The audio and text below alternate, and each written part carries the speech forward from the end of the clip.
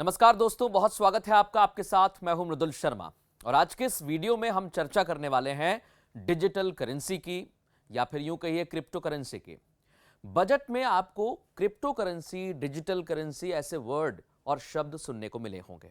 अब इस वीडियो के जरिए हम आपको बताएंगे आखिर क्रिप्टो करेंसी है क्या और फिर डिजिटल करेंसी के बारे में बताएंगे। भारत की वित्त मंत्री, मोदी सरकार में वित्त मंत्री निर्मला सीतारमण ने आज बजट भाषण में इस बात का जिक्र किया है कि जल्द ही आरबीआई डिजिटल करेंसी लाने वाला है और यह वित्तीय वर्ष 2022-23 में जल्द ही लॉन्च कर दी जाएगी। डिजिटल करेंसी के माध्यम से आप समझ लीजिए कि आप पेमेंट करेंगे, लेकिन ना ही आप इसे छू सकते हैं, ना आप इसे देख सकते हैं, ना ही इसे किसी को दे सकते हैं। यह सिर्फ और सिर्फ ऑनलाइन होगा और यह ब्लॉकचेन के माध्यम से चलता है। अलग अलग देश क्रिप्टो करेंसी के माध्यम से या डिजिटल करेंसी के माध्यम से लेन देन करते हैं। कई जगह पर इसे लीगल भी किया गया है और भारत सरकार ने भी यह साफ कर दिया था कि वो अपनी खुद की डिजिटल करेंसी लाने वाले हैं और इसलिए वित्त मंत्री निर्मला सीतारमण ने ऐलान कर दिया है कि जल्द ही आरबीआई डिजिटल करेंसी लेकर आएगा। लेकिन क्या आपके मन में अब ये सवाल नहीं आया कि डिजिटल करेंसी अगर लेके आएंगे तो हमारे पास कैसे पहुंचेगी? इसका हम आपको पूरा का पूरा सार समझाते हैं। डिजिटल करेंसी जैसे ही आरबीआई लॉन्च करेगा, सबसे पहले जैसा हमने बताया कि ना आप इसे देख सकते हैं, ना छू सकते हैं, तो ये डिजिटल माध्यम से ही लेन देन में लाया जाएगा। आप एक जगह से दूसरी जगह भेज सकते हैं। अब आपके मन में सवाल आ रहा होगा कि हम अभी भी डिजिटल पेमेंट करते हैं, फिर ये डिजिटल करेंसी क्यों?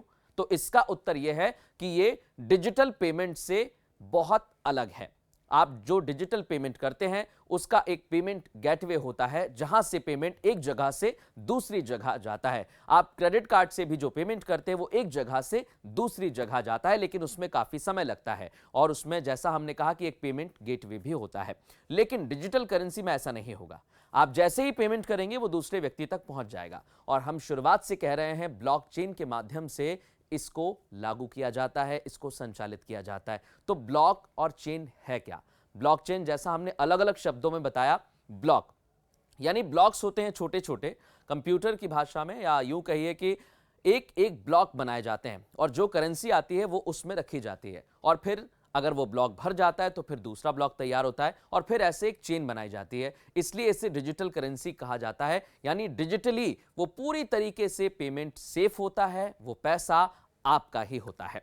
अब बात करते हैं क्रिप्टो करेंसी की, क्योंकि सरकार ने कहा है कि क्रिप्टो करेंसी पे 30% तक का टैक्स देना होगा। थोड़े दिन पहले आपको याद होगा भारत सरकार भी क्रिप्टो करेंसी को लेकर अलग अलग तरह से अपने बयान दे रही थी, बातें कर रही थी और लोगों के मन में भी सवाल आया, जो लोग इस समय क्रिप्टो करेंसी में निवेश कर रहे हैं उन्हें बहुत फायदा हो रहा है। ये सिर्फ भारत की नहीं, हम पूरे विश्व की बात कर रहे हैं और भारतवासी भी ये सोच रहे थे कि अगर वो क्रिप्टो करेंसी में निवेश करते हैं तो उन्हें कितना फायदा होगा। कई लोगों को फायदा हुआ है, लेकिन अब इस फायदे से आपको थोड़ी सी जेब ढीली करनी होगी और पैसा देना होगा सरकार को।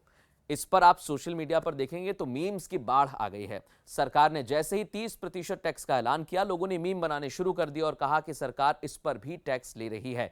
तो इस पर टैक्स लेने के बहुत सारी वजह हैं, हम आपको बताते हैं। क्योंकि बिटकॉइन एक बहुत बड़ी करेंसी है जिसका नाम आपने सुना होगा, इथेरियम है, शीबा है, ऐसी बहुत सारी क्रिप्टो करेंसी पूरे विश्व भर में संचालित की जाती हैं।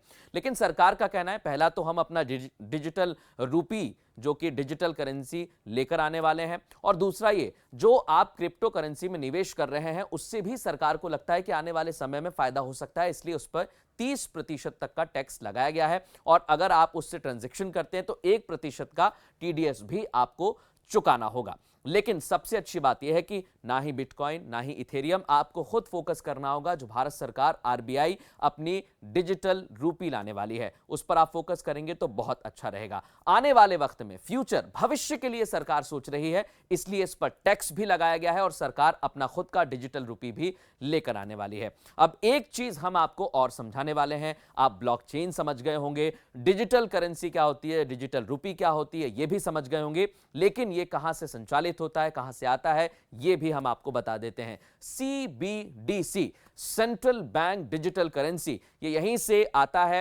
यहीं से बनता है और यही इसे संचालित करने का एक सबसे अहम माध्यम है। इसलिए आपको जानना बहुत जरूरी हो जाता है। जैसे ही डिजिटल करेंसी होगी उसका लेन देन आप करेंगे तो हमने बता दिया है कि कंप्यूटर में कोड्स होते हैं और उसी के माध्यम से इसका लेन देन किया जाता है। लेकिन सावधानी बहुत जरूरी है, इसलिए सरकार ने जो लोग क्रिप्टो करेंसी में निवेश कर रहे हैं उन्हें भी वक्त वक्त पर सावधान किया है और इस बार उस पर टैक्स लेने की भी तैयारी कर ली है। अब बजट में जो लोग आशा से देख रहे थे, जो सैलरीड लोग हैं, उन्हें तो खासकर कुछ नहीं मिला है, लेकिन हां, इस समय सबसे ज्यादा चर्चा डिजिटल करेंसी की थी, क्रिप्टो करेंसी की थी। इस वीडियो के माध्यम से हमने वो समझाने की कोशिश कोशिश कर रहे हैं, कोशिश की है। उम्मीद करते हैं कि आपको समझ आया होगा।